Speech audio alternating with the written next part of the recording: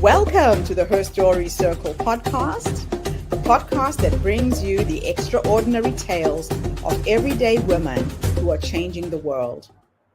I'm your host, Gertrude Mache, and I'd like to acknowledge traditional custodians of the land on which we meet today. I also like to pay my respects to elders, past, present, and emerging. Every week, we dive into the lives, challenges, and triumphs of women from all four corners of the globe. We're here to inspire, enlighten, and connect, sharing stories that uplift and empower. So grab a cup of coffee, settle in, and join us as we explore the incredible journeys of women shaping our future. This is Her Story, where every woman's voice matters.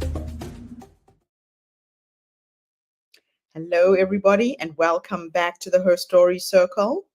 This is Gertrude Mache here in beautiful Melbourne, Australia. And today I am graced with the presence of yet another fascinating woman. Welcome, welcome, welcome to our tribe. Please tell everybody your full name, where you're based, and share your story with us today.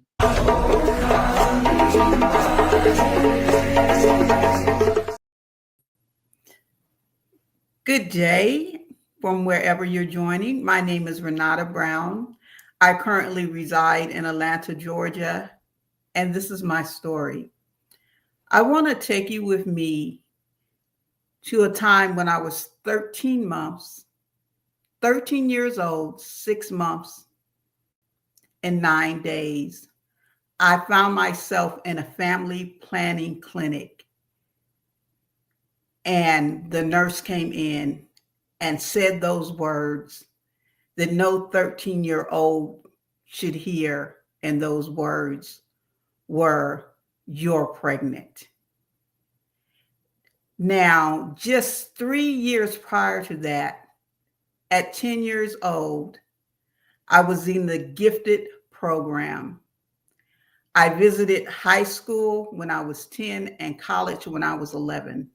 I had my IQ tested, and it was at near genius level. So I went to a promising academic career, a trajectory that had no limits, to finding myself sitting in a clinic at 13 with no parent, only my older sister, who was 16 at the time. Now, from that point of me giving birth, 3 years later, I was to find out that my daughter had sickle cell anemia. At 17, I didn't know how to even conceive of what that would mean in our lives. But I am happy to say that from that moment, from me giving birth in that moment, through all the interceding years, my daughter did grow up. In her lifetime, she was hospitalized over 100 times.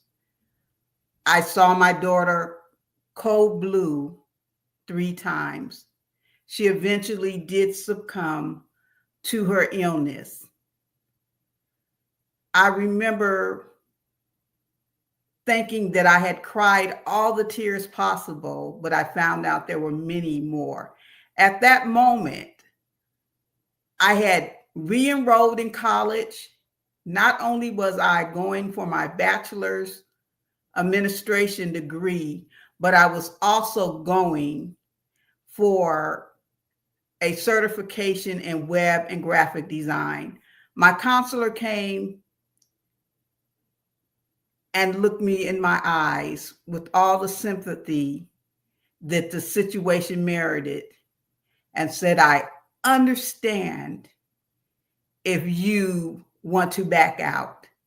But I knew in my spirit that not only was there something that I needed to do in memory of my daughter, But I knew at that second, if I didn't continue on, I probably never would continue.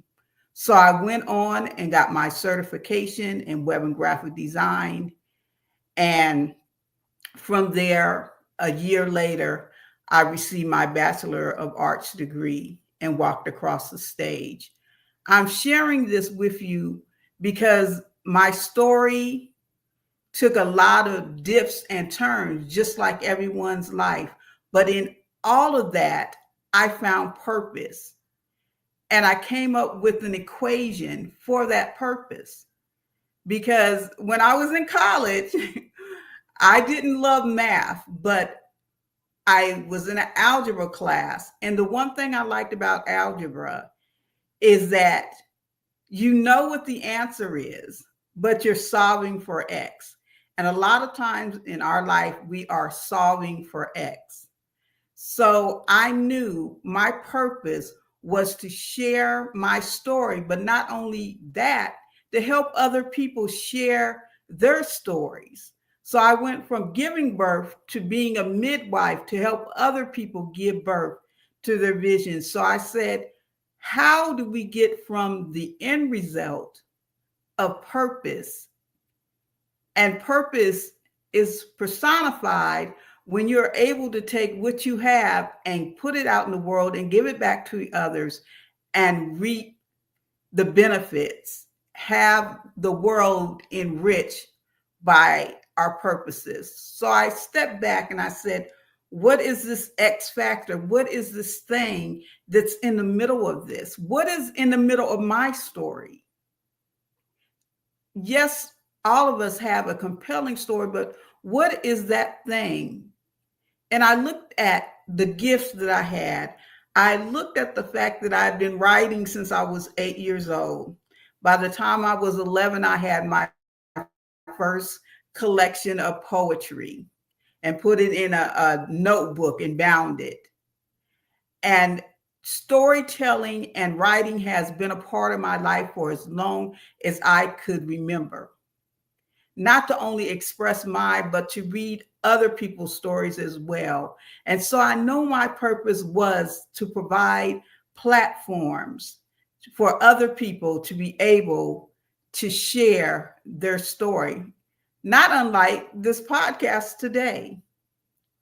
So I took my natural gifts and abilities. Each of us have natural gifts and abilities.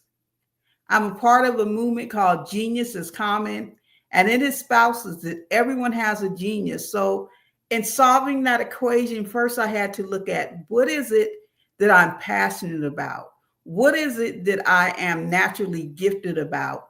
What is it that I enjoy doing? So I started with this, with that, with those dreams, with those thoughts.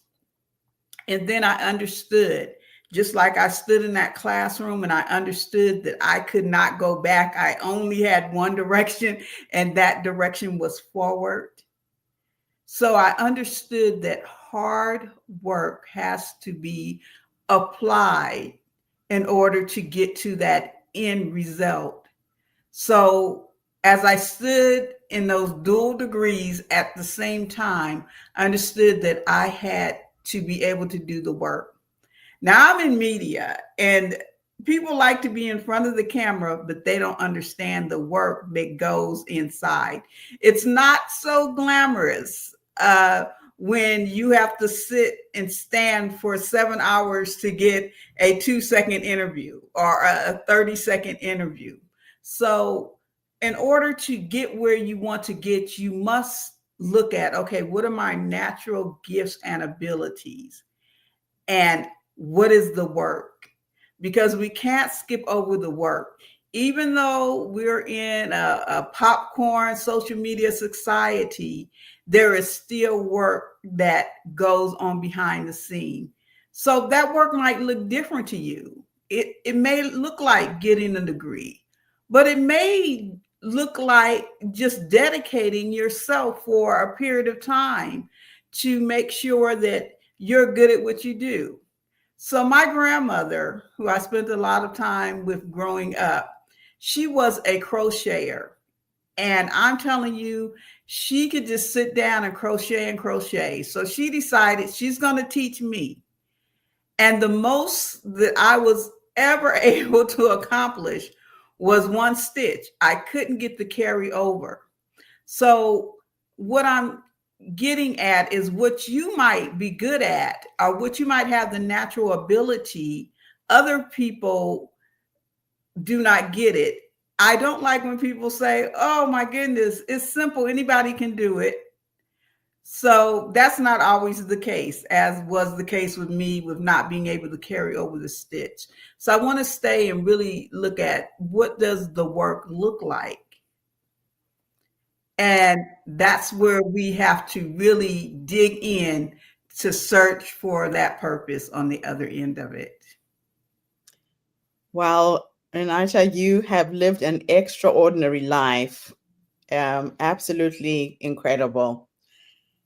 Let me take you back to that defining moment at the age of 14 when you started your journey into motherhood. How did you get through to university stage with a small baby, like you said, without any parental support and only your sister? Walk us through that journey. So it was a journey. It didn't happen from 14 to the university. It was, I started school, something would happen, I couldn't finish school. I started again. There was a roadblock. I couldn't finish school. So after my daughter passed and I was in school and I was like, I'm going to get through it this time, then I could look back, okay, this is the path. So I knew within my spirit, this was that moment. And that goes to show that a lot of times we think the trajectory is just straight up or sometimes straight down, but the trajectory can be like this. It can be a lot of waves in between, but don't give up. Do not give up on your dreams. If you got the wake up call, as we say, if you got the wake up call to wake up this morning, then guess what? You have another opportunity to fulfill your dreams and your purpose, which should be wrapped inside of those dreams. Now, you describe yourself as a creative from birth. When did you realize that your gift for storytelling and for creation, at what stage did you see that gift? Well, it evolved through my love for reading. So Mm, I was one of those kids that at 8 years old, I'm reading Maya Angelou. Okay, I'm reading Langston Hughes.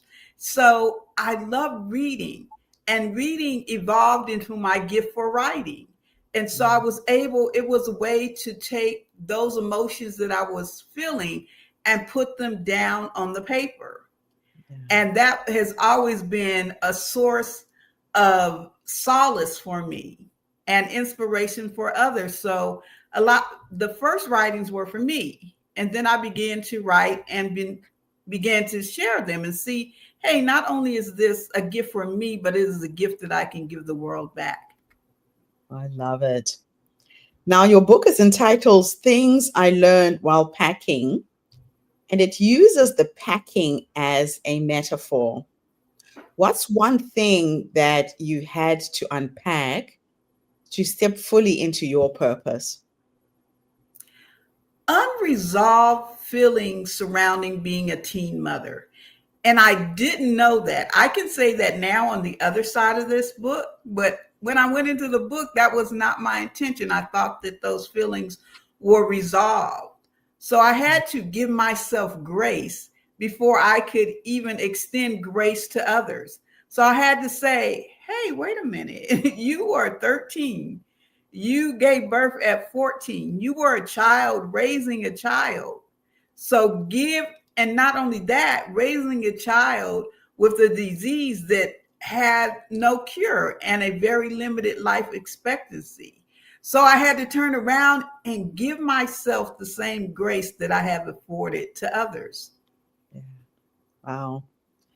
Now, your mantra is if it has no purpose, it has no purpose in my life. And it's very, very powerful. How did that belief evolve and where has it taken you? So that belief evolved from understanding that as a creative, guess what? I create things. So to me, my genius is creation, right? So I create a lot of things. I do this and I do that. And sometimes it might make your head spin, all the things you do. But I had to say, how am I not just going to create, but to create with purpose?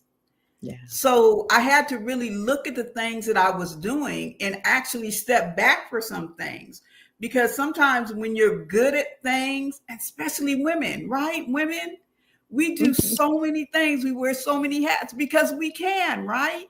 Because sometimes there's a need. But just because you're good at something, that doesn't narrow it down to your purpose. So I had to really think, am I doing this because I can do it, or does it serve purpose?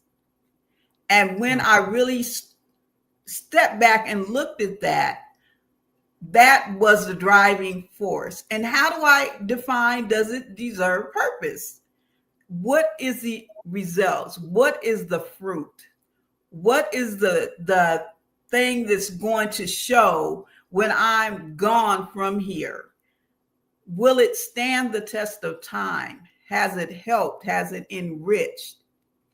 Am I being enriched? Am I helping? So that is where I put the dividing line of not just doing things because, right, we're gifted, absolutely gifted. And yes, we're willing to work hard. But that final solution in that algebraic equation was purpose. And what did that look like? And what did that feel like? Now, I know that one's purpose lies in the things that you do naturally. You know, as children, I was one of those kids who was punished for speaking. I was at the back of the class cracking jokes. I love to talk, and my talking has become my vocation. I now I'm a podcaster, I'm a speaker. What looked like a weakness as a child has turned into my life purpose. So, what does living on purpose look like in your daily life and your business? It looks like serving. And that's not as selfless as it sounds. So, serving could be serving yourself to make sure that you are living your life fully. Because until your cup is full, then it's hard to share. I noticed that you're sipping. And a lot of times we have a saying, you can't pour from an empty cup. Yes. But think about what we're saying.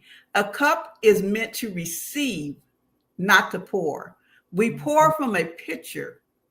So it's okay to have your cup full of purpose and drink it up, because that is the thing that's going to nourish you to give to the world what you were meant to give.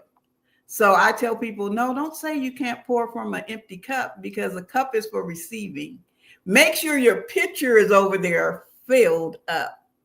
Then you'll be able to serve and give out purpose and live out purpose.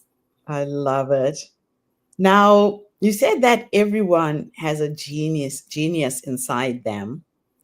How can women begin to uncover their own? A lot of people die without uncovering their genius.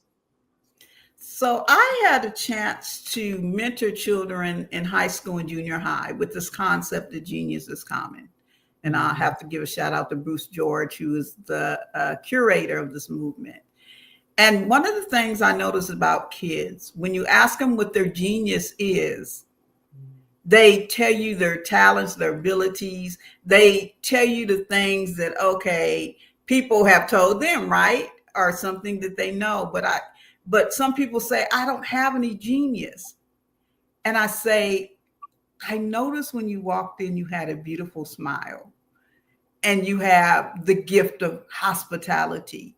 So identifying your genius really goes to the thing that is unique about you. And we are all unique. We are all one of a kind. We're one of one, unless we're twins. But even at twins, we're still one of one. So we all have something that we can tap into. And we really have to take some time to dream, right? We have to take some time to dream. We have to take, in my book, I talk about take 5 minutes a day to dream. And we're going to get in at the end of how that looks and how that feels. But you have to expand your mind and really give yourself that 7-year-old curiosity, that 8-year-old curiosity that says, I can be anything that I want to be. And you can find breadcrumbs. I like to say the uniform gives us a wink and a nod. So we are not alone. We have an eternal spirit that, if we listen, it is always speaking to us, whatever form that might take with you. I say the creator, you may say something else, but I always say the creator is always talking. We are not always listening. But if we quiet the noise, so one way to get to that purpose is quiet the noise, spend some time with yourself. As women, sometimes that's the hardest thing to do, is just carve out some me time. And that doesn't mean an activity. I don't mean going to the spa. Just spend some time in reflection with yourself. Yeah, that's not an easy thing for most women to do, unfortunately. But we have to make it a practice. Put it in that Absolutely. calendar. So, what is the biggest misconception that people have about finding their purpose? The biggest misconception is tied to prosperity, because people think if I'm not making a bag load of money, or if I'm not having the accoutrements of success, then I'm not working my purpose. And we have to separate what we think the natural things that may flow from success, and really say, what are the natural things that flow from purpose? And they can be two completely different things. As I stated, when I was in school, I went down two different paths: business administration, but I also was a graphic, I will still am a graphic and web designer. So those are two different disciplines. Now, had I stayed strictly in the technical IT field, I probably could have made a boatload of money a long time ago. But would that be success? Would that be purpose? Would that be what I was sent here? Would hundreds of women, and really thousands of women across the world, not be able to tap into my platform and hear other people tell their stories, or other people read their stories? So we have to separate success trappings with actual purpose. That's so true. So, how do you personally solve for X, your equation for living with purpose? It's like a journey. I truly believe life is a journey. So there's no ever I'm there, or what may look like today may not be what tomorrow. I think people should have a healthy sense of curiosity and be lifelong students. So me, what fills my cup up, what keeps me going, is knowing that there's more out there to learn. There's more out there to know. There's more people out there to meet. So I don't ascribe to that. Okay, I have enough friends. Yeah. I know enough people, or I've attained enough. And so I have a natural curiosity about things. I'm that person that's going to research and go down all those rabbit holes. And I think that continues to open and expand my mind. So I think curiosity, and especially in this world where we receive so much programming, that is good to have. Now, you've created platforms that give visibility to hundreds of Black women. What gap were you determined to fill? I had a story to tell, so I figured somebody else had a story to tell too. Mhm. I had opportunities to tell my story, but I know that others don't.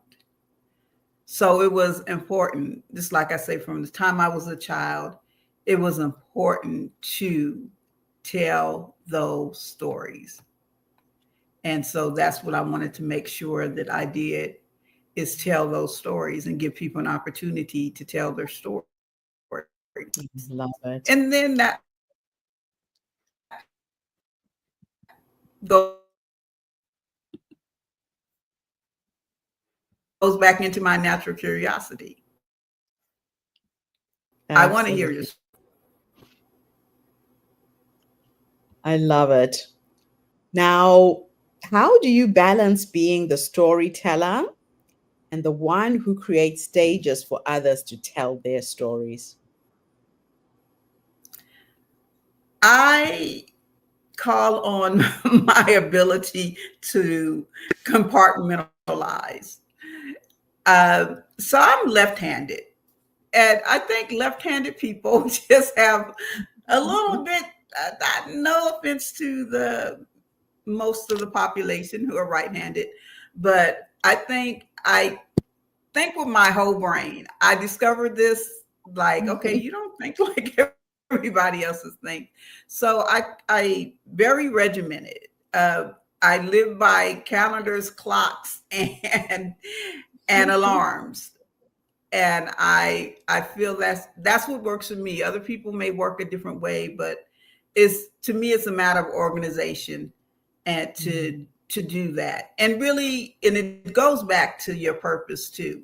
Once you separate all the other stuff that you do from the purpose, then you're able to focus on that and not just do busy. It was a time, and I feel like I need to share this. There was a time where I was going to 4 to 6 events a weekend, Oh, just feeling like I had to just get out there and do it all. I had to meet as many people. But when I really say, okay, what is this really just making me tired, or am I really giving things? So sometimes purpose wow. looks like stepping back and defining and evaluating. And that is something that never stops. It is a continuum process. And so, what role does visibility play in empowering women, and especially women of color? The seen part is important, but the heard part is necessary, Oh, because say you that can be, again. okay. So the seen part is Mhm. important, but the heard part is necessary, Yeah. because we see, but we don't hear. And if Mhm. we hear and we listen, then that can give us hope, because sometimes we feel like we're isolated. I work with women, all sorts of women, but some are in the nonprofit space. And you know, that Yes. is a game of always getting that money, right? Yeah. And being having people aware of what they do. And a lot of Mhm. times I hear, I'm out here and nobody else is with me. Nobody is in this space. Nobody's doing what I'm doing. And I'm thinking to myself, I know 5 people that are doing what you're doing. So Wow. for them to be heard, and then that's where that connection comes. That's where that community comes. That's where that village comes, so that you can see that you're not alone. And if you're not seen, if you're not heard, and if you're not seen, then you don't know, and no one else knows. That's So true. one of my biggest things is when I can connect people. And I know you're a connector too. Yeah. And that's my biggest joy. And sometimes I connect people and I'm out of the picture. Like who and that is perfectly fine. And they continue and have relationships and have businesses together. And that brings me joy. That brings me joy. And if they weren't heard, if they weren't seen, and if they weren't heard, then they have no opportunity for connection and community. And we don't Mm. need to be a bunch of siloed people. And that's the beautiful thing about technology. I love it. you're in Australia, I'm in Atlanta, but technology has Let's allowed connect. us to be together. Yeah, and that collaborative piece is our superpower as women. This is one of the things that I keep trying to drive, that our strength comes in the collective. It comes when we share resources, we share contacts, we share ideas, and live in a state of abundance, that there is enough for all of us. We don't have to exist, as you said, as silos. Our superpower is when we start empowering each other and working together. I absolutely love it. So, what legacy do you hope the next to leave for the next generation, your grandson, his peers, to inherit from your work? Absolutely. And I'm that type of person. There's so many popular idioms that people just say and they really don't think about them. And one Mm, is, when you're doing something, keep quiet. Don't let anybody know. Get yours first. And all those may be true, but they're not productive way of thinking. That is yeah. a lack mindset. When you think from an abundance mindset, you know that for one thing, you are uniquely and wonderfully made, right? So there's nobody like you, okay? So by the time you're where I'm at, I'm probably on to the next. I'm probably 20 miles down the road. So you can absolutely have, and I'm that person that will share. I will share. If I get a But recipe that's good, I'm going to share it. If I find out something that works, I'm that person that's going to share it, because I don't worry about that, because I know I have an abundant source, so it's not going to dry up. You can't take my place, you can't take my position. And when you really understand how uniquely and wonderful and purposeful that you are made, then it gives you the heart to give, and you shy away from that attitude of there's not enough, because there's not only enough, there is more than enough. oh, I love it. My last two questions for you are a bit of a thought experiment. In the Okay. first one, I'm going to teleport you back to the past. And we are going to go and sit with the younger you, that little 14-year-old girl who was thrust into motherhood at such an early age. Just in case there is a young woman listening to us right now who is looking at this possibility and not knowing how to navigate it, if you could go back and give yourself three nuggets of wisdom based on what life has taught you up until this point, what would those three nuggets of wisdom be? First of all, give yourself grace for whatever situation you find yourself in. Second of all, know that it is just a step in your journey, that it is a journey. It is not a destination. Your pregnancy is not a destination. Your trouble is not a destination. It is just a step in where you are going. And third, if I could tell somebody something that I had to learn along the way, be grateful for every situation, be grateful for every circumstance. Know that it is just a part of your story, and your story is still being written. Those were the things that I will share. Oh, absolutely beautiful. The last one is futuristic, and I'm going to teleport you into the future next. And we are going to go and sit with a 90-year-old you. And she's sitting in Okay. her rocking chair, surrounded by her grandchildren, her great grandchildren, whoever's with you at the end. If I could take you to go and meet this wise woman who has led you up until this point, what will you say to her when you finally meet her? You did that.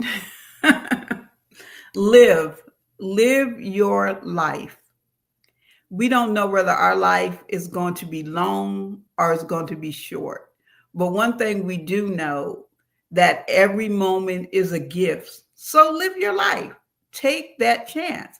Everything is not going to turn out maybe the way that you thought it was, but by taking that chance, they can't take it away from you.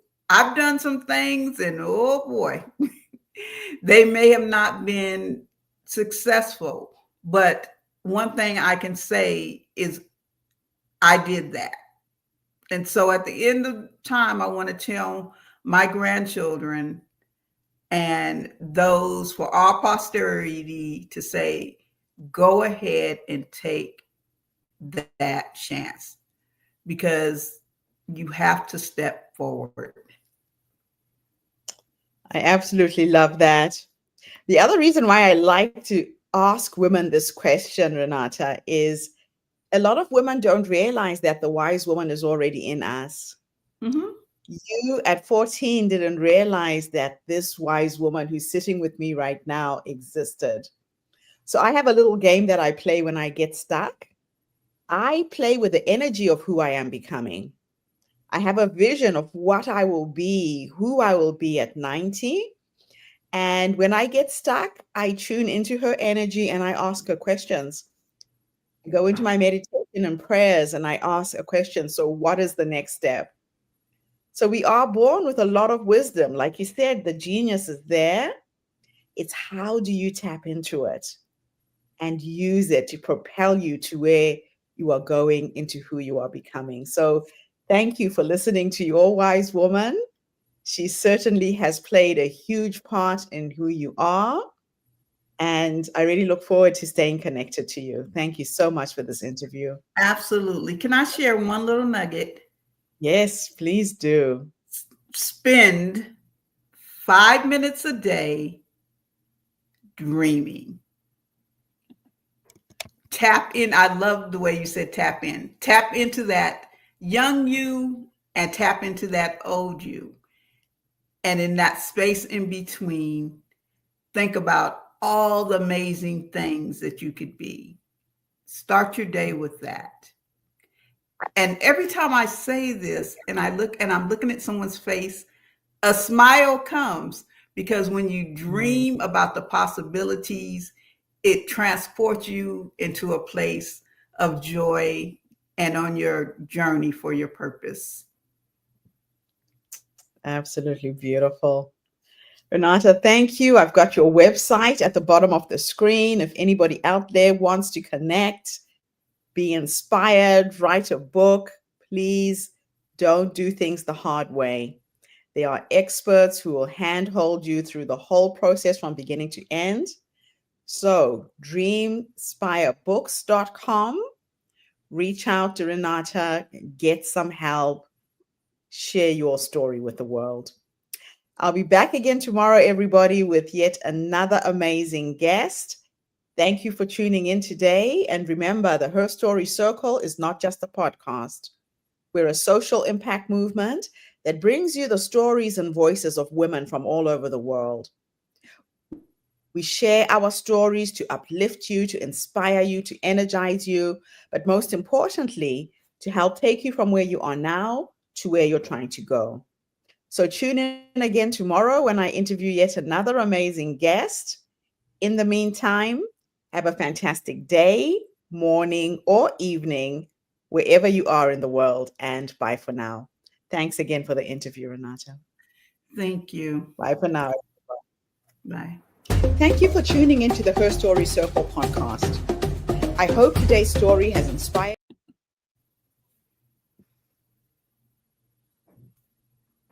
Thank you for tuning into the Her Story Circle podcast. I hope today's story has inspired you to believe in the power of our stories and the difference you can make in the world when you use your voice. I'm Gertrude Mache, and it's been an honor to share this space with you, where voices from all walks of life come together to weave a rich tapestry of diverse perspectives. Don't forget to subscribe, rate, and review our podcast to help us share these stories with more listeners. Follow us on social media by looking for the Her Story Circle podcast for more updates. And join us tomorrow for another episode filled with courage, resilience, and empowerment. Remember, your story matters, and together we're building a stronger, more inclusive world. Until next time, keep making her story.